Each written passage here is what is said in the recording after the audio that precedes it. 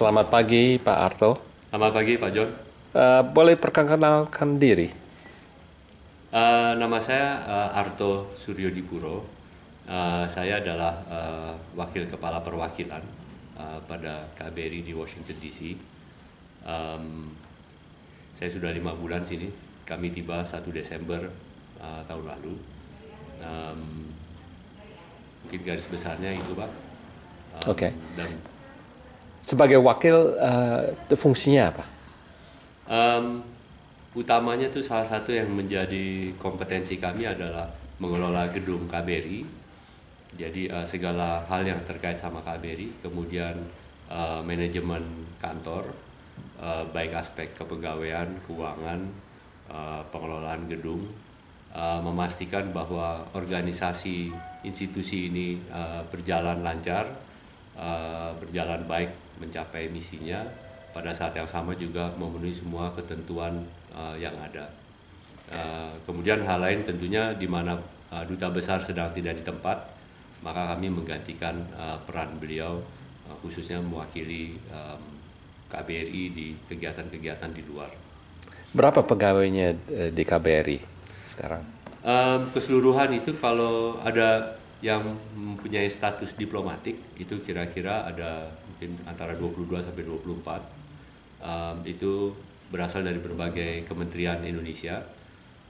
Mayoritas memang dari Kementerian Luar Negeri, tetapi juga ada dari Kementerian Pertahanan dan TNI, kemudian dari Perdagangan, Pertanian, dan Perhubungan. Kemudian kita ada sekitar 30-an pegawai setempat, yaitu bagian dari KBRI, tetapi yang tidak memiliki status diplomatik, namun bagian penting dari KBRI, dan mereka itu direkrut baik di Indonesia maupun di Amerika. Jadi kalau tidak memiliki status diplomatik, mungkin orang lokal, orang yang berbahasa Indonesia. Yang paling sibuk itu di Papen yang mana? Kami kira kami semua itu sibuk, Pak. Tapi sama seperti semua organisasi lain, kesibukan masing-masing bagian, masing-masing kantor itu ada saat yang sangat sibuk, ada hari-hari yang tidak sesibuk hari lainnya.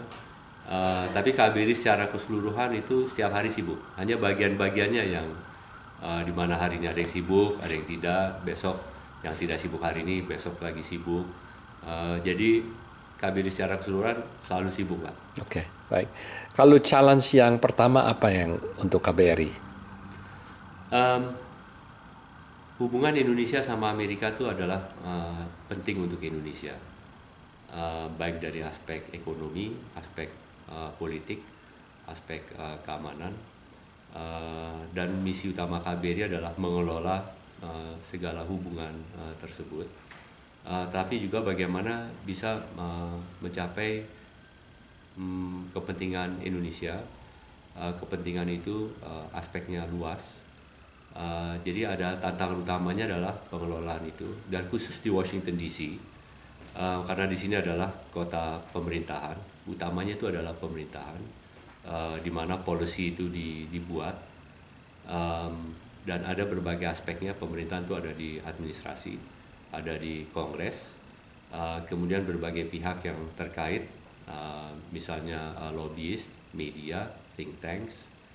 Jadi kita menempatkan upaya promosi Indonesia itu sebagai bagian penting dalam kerja kita. Pada saat yang sama kita juga sangat sadar, sangat conscious bahwa di Washington DC Indonesia itu bersaing dengan berbagai negara dan berbagai isu lain yang berusaha mendapatkan perhatian berbagai pihak di DC tadi. Oke, baik. Kalau untuk promosi Indonesia, apa yang KBRI kerjakan sekarang? Pada saat ini, at this very moment, Pak Duta Besar Budi Bawolaksono itu sedang ada di San Francisco, khusus untuk mempromosikan makanan Indonesia. Jadi sekarang ada Pak William Wongso, salah satu chef top Indonesia itu lagi keliling Amerika. dimulai di California. Beliau akan mampir di DC itu awal minggu depan. Nanti juga akan culinary demonstration beliau itu akan bersama juga dengan KBRI akan open house untuk masyarakat di DC tanggal 2 Mei. Jadi akan dikombin sama culinary demonstration tersebut. Dari aspek policy, kita sedang menyiapkan, ada rencana kunjungan presiden. Mengenai waktu itu belum diputuskan, tetapi berbagai aspek itu harus kita siapkan yang terkait sama policy di berbagai bidang, ekonomi, perdagangan, ada aspek pelindungan warga negara Indonesia, kemudian aspek keamanan, bagaimana kerjasama keamanan. Kita ingin kunjungan tersebut insya Allah bisa menjadi kesempatan Indonesia mempromosikan bahwa nilai-nilai yang ada di kita itu banyak yang sama dengan Amerika dalam hal demokrasi, dalam hal pluralisme. Kemudian juga kita ingin menonjolkan peran Indonesia di kawasan Asia Pasifik dan di dunia. Ini penting untuk menjadi kalau policy makers di sini itu di segala lapisan, bukan hanya State Department, tapi di berbagai badan pemerintah Amerika, di Kongres, itu ada pemahaman yang lebih baik tentang apa itu Indonesia dan apa itu peran positif Indonesia. Oke, selain makanan, kegiatan apa lagi yang diusahakan oleh KBRI untuk promosi nama Indonesia?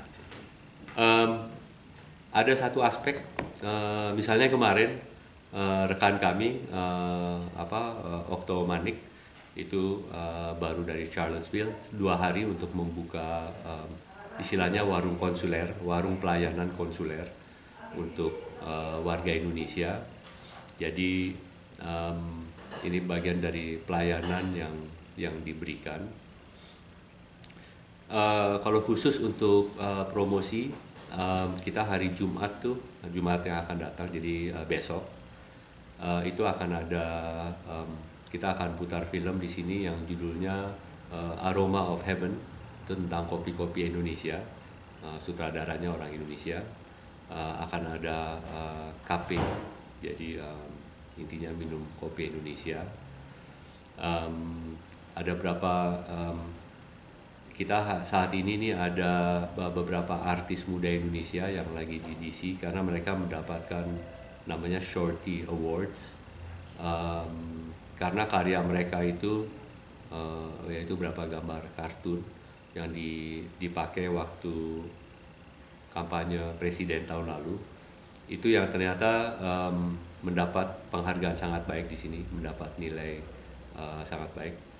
Jadi mereka nih juara 1, jadi mereka juga lagi di sini. Kita sangat aktif melakukan kampanye promosi melalui social media. Jadi saya encourage Bapak, juga viewers Bapak untuk buka Twitter KBRI, website KBRI. Kalau Twitternya namanya apa? Twitternya tuh @KBRI Washington DC. Kemudian juga setiap 2 minggu kita circulate melalui suatu email list yang namanya Economic Update, Indonesia Economic Update. Jadi isinya tuh hanya fakta dan data, tidak ada statement, tidak ada apa, hanya fakta dan data dalam 2 minggu terakhir. Dan kalau mau subscribe bagaimana? Nanti berikan emailnya Pak, nanti kita masukkan dalam listnya. Nanti Bapak tolong di circulate ke teman-teman Bapak, kenalan Bapak, email tersebut.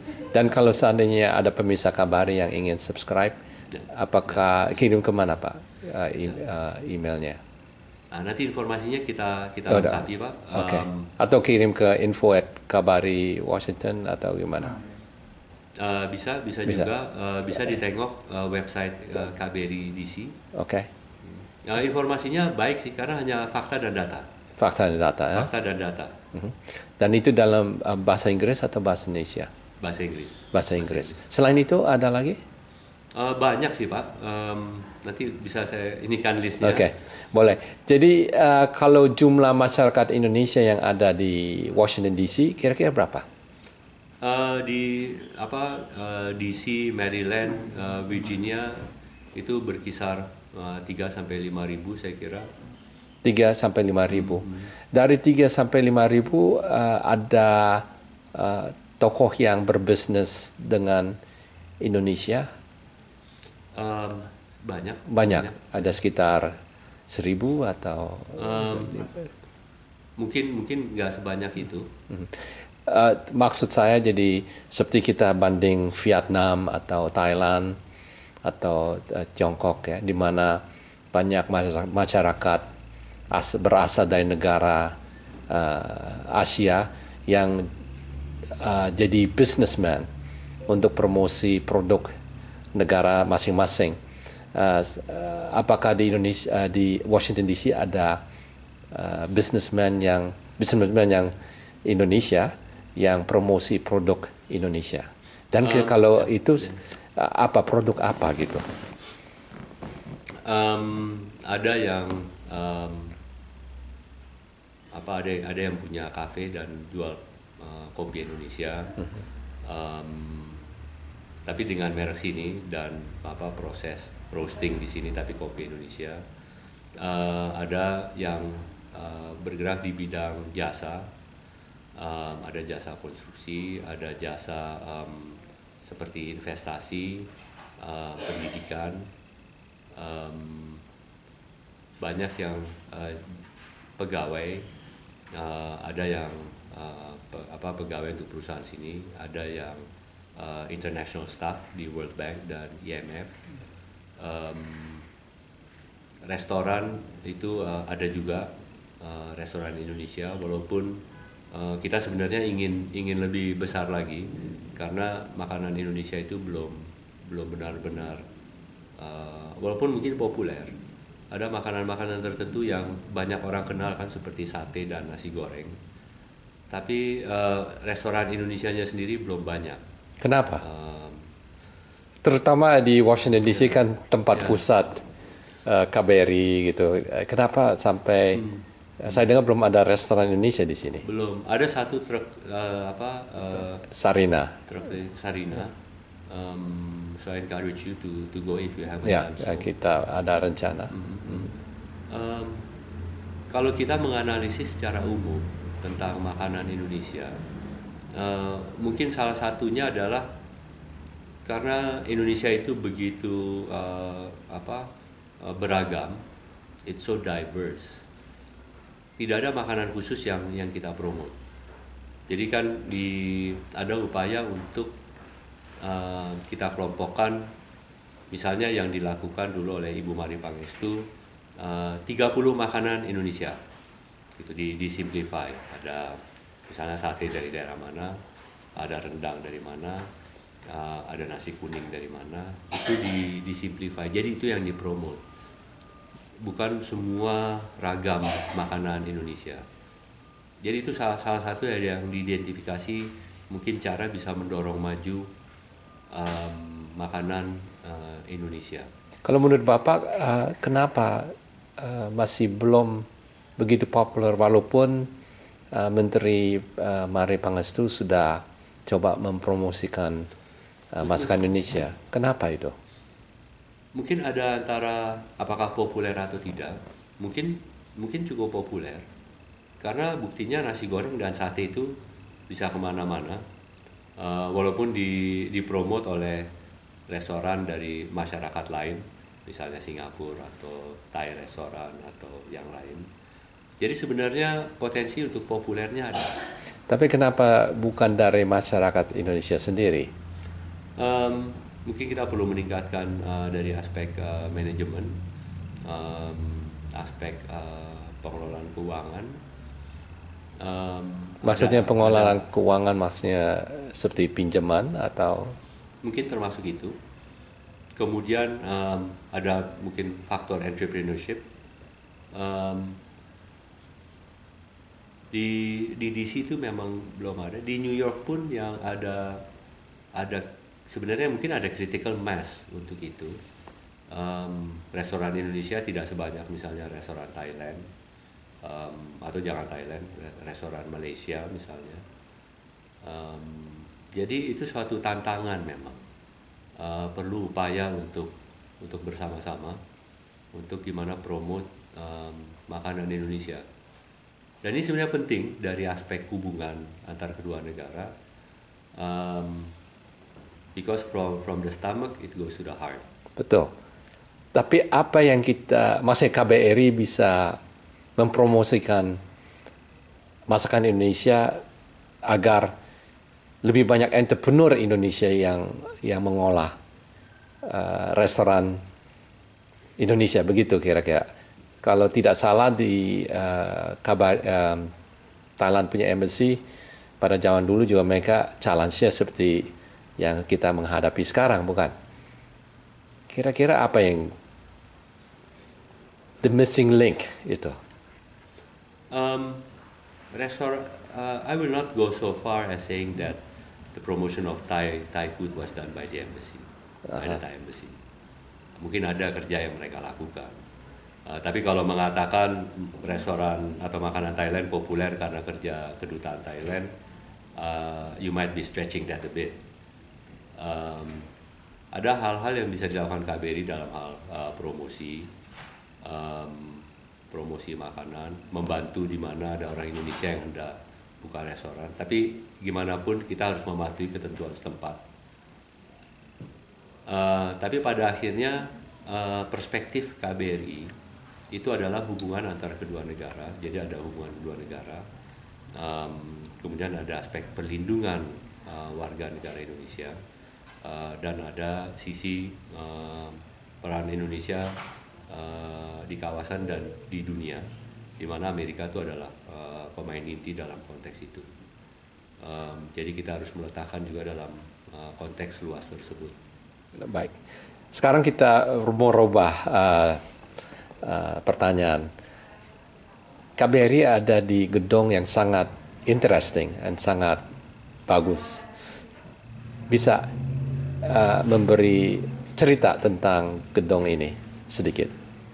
Ini gedung memang luar biasa. Kita tuh sangat beruntung memiliki gedung ini.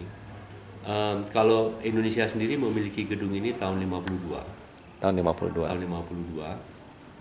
Tapi gedungnya sendiri itu berdiri itu tahun 1903. Dimiliki oleh namanya Thomas Walsh.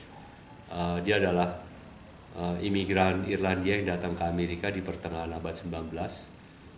Kemudian dia tinggal di Colorado. Dia di sana mengelola hotel sampai cukup berhasil. Tapi benar-benar breakthrough-nya itu datang waktu dia membeli suatu tambang yang kemudian ternyata menjadi tambang emas terbesar di Amerika. Di akhir abad 19, jadi 1890 sekian, mereka sekeluarga pindah ke DC karena mereka memandang lebih baik dekat sama pusat kekuasaan. Kemudian setelah tinggal di suatu rumah dipandang kurang layak, maka dibangunlah rumah ini. Rumah ini itu menarik bukan hanya dari aspek mewah dari bahan-bahan yang digunakan dan bisa dilihat nanti, tapi juga dari arsitekturnya. Arsitekturnya yang nanti Bapak lihat di tengah ruangan itu kan ada satu void 3 lantai dibikin kosong. Kalau Bapak lihat rumah-rumah lain di sini nih lantainya tuh penuh semua. Jadi nggak ada di sebenarnya agak boros kan, satu void kosong. Tapi dengan atasnya dipasang stained glass itu sehingga sangat menakjubkan untuk orang yang baru masuk, ya melihat tangga yang seperti melayang itu dan stained glass di atas. Itu efek yang ditimbulkan. Dan juga sangat menarik, sangat intriguing bahwa di sebelah dalam yang nggak kelihatan oleh publik yang masuk dalam rumah dengan voidnya itu juga banyak tangga lagi. Jadi anggota keluarga di sini dulu tuh mereka bisa naik turun ke berbagai bagian rumah tanpa terlihat di tempat yang publik tersebut. Berapa kamar tidur? Katanya keseluruhan tuh ada 60 kamar. 60 kamar 60 tidur. kamar. Enggak, 60 ruang. Oh, 60 ruang. Jadi lantai dasar tuh ada drawing room, kemudian ada piano room. Kalau kamar ini sendiri nih untuk terima tamu, kemudian ada dining room di sebelah sana. Lantai 2 adalah lantai tinggal keluarga. Lantai 3 itu adalah untuk kalau ada tamu menginap, dan lantai 4 itu ballroom. Kemudian ada lift, salah satu lift pertama di Washington yang masih beroperasi sampai hari ini. Kemudian basement itu ada kantor, ada tempat, ada ruang biliar, ada tempat nyimpan wine keluarga, ruang staff dan sebagainya. Kita beli ini tahun 52. Kita pelihara sampai sekarang sebagai bagian dari heritage Washington DC, dan kita sekarang mulai perencanaan untuk memperkuat, merenovasi. Strukturnya itu perlu kita perkuat, kemudian kita perlu rubah semua wiring, piping, baik untuk heating, air di seluruh gedung. Kita perlu memperbaiki semua jendela dan insulasi, dan kita perlu memastikan safety code di gedung ini sudah sesuai. Semuanya akan kita lakukan tanpa merubah bentuk dari gedung. Nah, ini penting tidak hanya untuk kota Washington, tapi lebih penting lagi untuk Indonesia, karena nilainya dalam pembukuan kita sebagai barang milik negara, nilainya tuh naik terus. Jadi kita perlu invest untuk memastikan bahwa properti kita ini terjaga, aman, sehingga value-nya tuh akan terus naik. Ada pesan terakhir untuk pemirsa KBRI? Kami di sini KBRI, semua perwakilan Indonesia di Amerika, di San Francisco tempat Bapak tentunya, di LA, di Chicago, New York, dan Houston. Kami di sini untuk melayani warga negara Indonesia, untuk memberikan perlindungan di mana diperlukan. Jadi jangan ragu-ragu untuk datang ke perwakilan. Sangat penting untuk kita juga mendaftar semata-mata untuk kalau ada pelayanan yang perlu diberikan, informasi yang perlu disampaikan, itu kami itu bisa menjangkau warga Indonesia yang ada di Amerika dengan cepat. Baik, terima kasih Pak Arto. Oke, terima kasih, Sampai Pak. berjumpa lagi. Terima kasih, Pak.